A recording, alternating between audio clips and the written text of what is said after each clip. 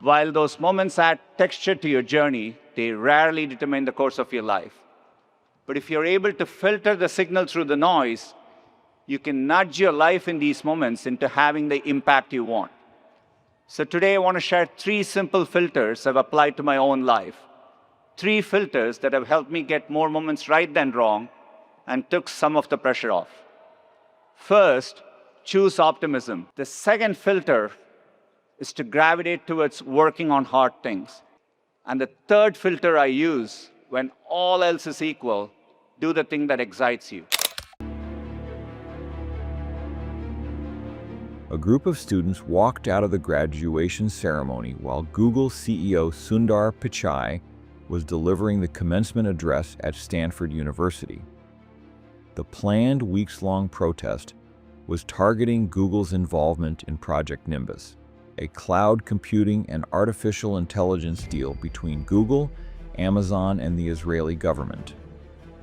More than 100 students took part in the demonstration, reports said, leaving their seats at Stanford Stadium while chanting, "Free, Free Palestine."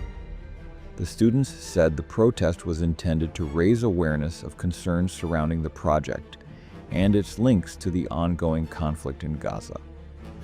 The walkout came moments after Pichai began his speech, turning what was meant to be a celebration of academic achievement into a wider discussion about technology, politics, and student activism. Students involved in the protest had expressed concerns about Project Nimbus and wanted the university community to consider what they said was the wider impact of the deal. The protest was a big moment in the ceremony, but Pichai did not touch on it directly in his comments. I must warn you all, this is only the second commencement speech I've ever given. The first was literally in my backyard. It was the spring of 2020, right in the middle of COVID and lockdowns. We were filming a YouTube commencement for the graduates who couldn't have their own celebrations like this one. When I look back on it, I see a time of great anxiety. I see the empty space where there should have been an audience.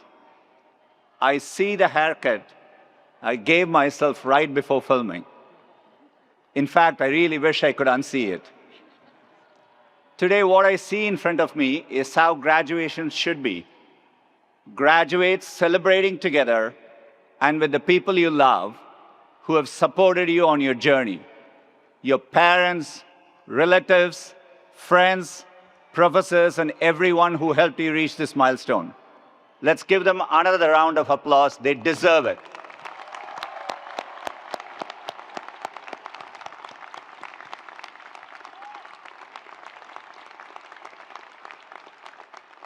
I know not everyone you care about could be here. Many of you came from other parts of the country and the world, as I had. And it's not always possible for families to travel.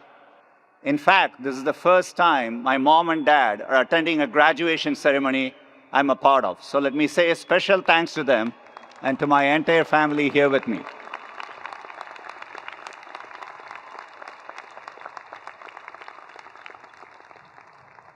I know today is about giving you all advice, but people have also been giving me a lot of advice on what to say. Actually, it's been the same advice, and it's about what not to say. People thought it would be really difficult for me. It's the last 2 letters of my last name after all.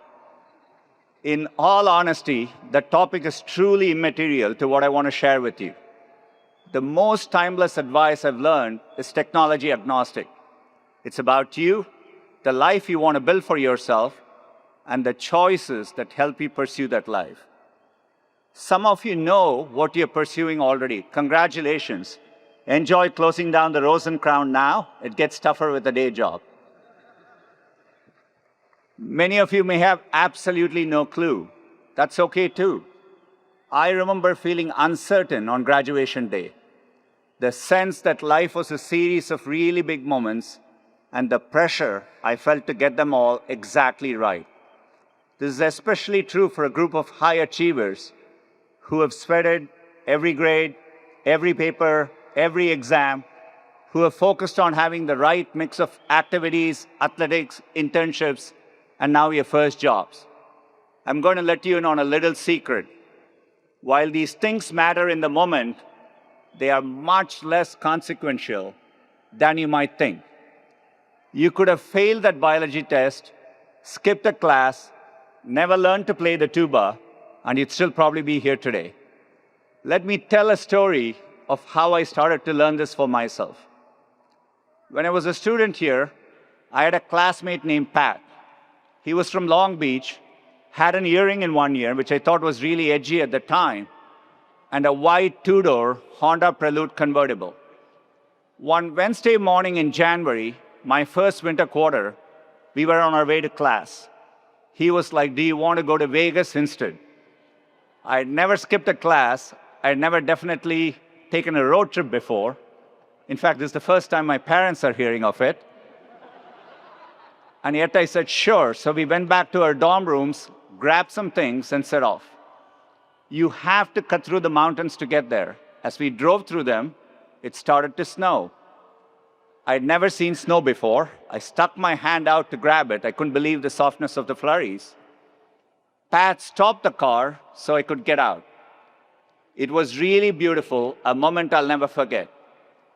9 hours from when we set out, we arrived in Vegas with the night lights on the horizon. I didn't know what to think. Pat taught me how to play blackjack.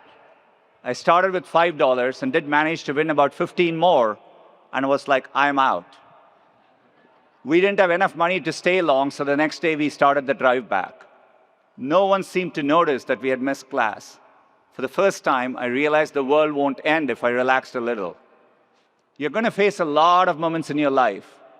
Only a few of them are really important, and you need to get them right. Picking a partner, choosing whether to start a family, a bigger career pivot. Those decisions require time and intention. However, you will face many more moments in your life that only seem really big. Thousands of them, in fact. And very few of them are make or break. Your first job out of college, the city you move to next, whether to take that road trip. While those moments add texture to your journey, they rarely determine the course of your life. But if you're able to filter the signal through the noise, you can nudge your life in these moments into having the impact you want. So today I want to share 3 simple filters I've applied to my own life. 3 filters that have helped me get more moments right than wrong and took some of the pressure off. First, choose optimism. This might not ring true to you at this moment. The world is going through a lot. Global conflicts, economic anxiety, a rewiring of technology, information overload, all at a fast pace. It's easy to look at the news of the day and think that we are living in uniquely challenging times. The second filter is to gravitate towards working on hard things. I'd love to tell you I was an immediate success after leaving Stanford. I wasn't. Even a decade later, I felt like I wasn't on the right path and took me a while to find my footing. Until I applied to Google, I had my final interview there in 2004. It was April Fool's Day and the day Gmail launched.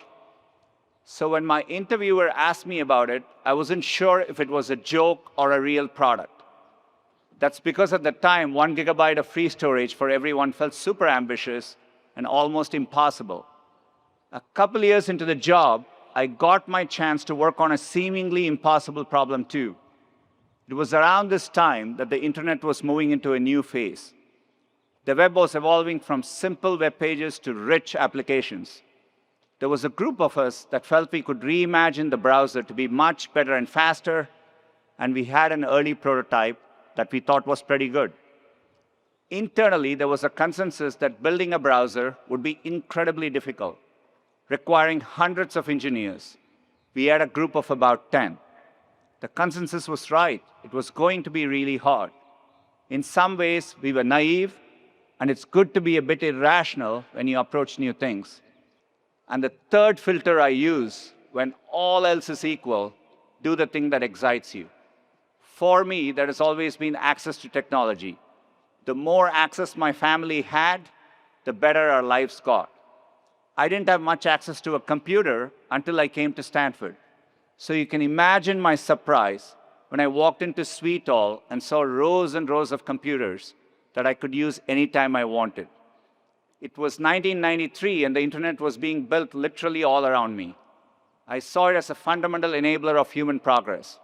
The idea that I could be a part of bringing it to as many people as possible was exciting. It's why I took the offer at Google, why I jumped at the chance to work on projects like Chromebooks and Android later on. Several years ago, I remember meeting a group of women in rural India using Android smartphones for the first time to learn new trades, to speak with loved ones far away. And I remember visiting a classroom in Pittsburgh and seeing students from different backgrounds learning through the products I helped to build. Seeing computing change people's lives as it had changed mine was the most exciting thing in the world to me. So as you look at your own path, don't focus on the thing your parents want you to do, or the thing all your friends are doing, or that society expects of you. Instead, think about the things that keep you chatting excitedly with your roommate late into the night, and go do those things. Class of 2026, I genuinely believe you're the most capable class in history, at least until next year's class. That's how progress works. You have thousands of moments ahead of you. The important thing isn't to get them all right, it's to find a way to keep moving forward. Sometimes we end up somewhere wonderful, like a beautiful snow-capped mountain. Other times we end up in, well, Vegas. Both are a gift. You already have the California optimism to see life's golden hills and a Stanford diploma proving you can do hard things. Now go out and set your heart ablaze. Congratulations.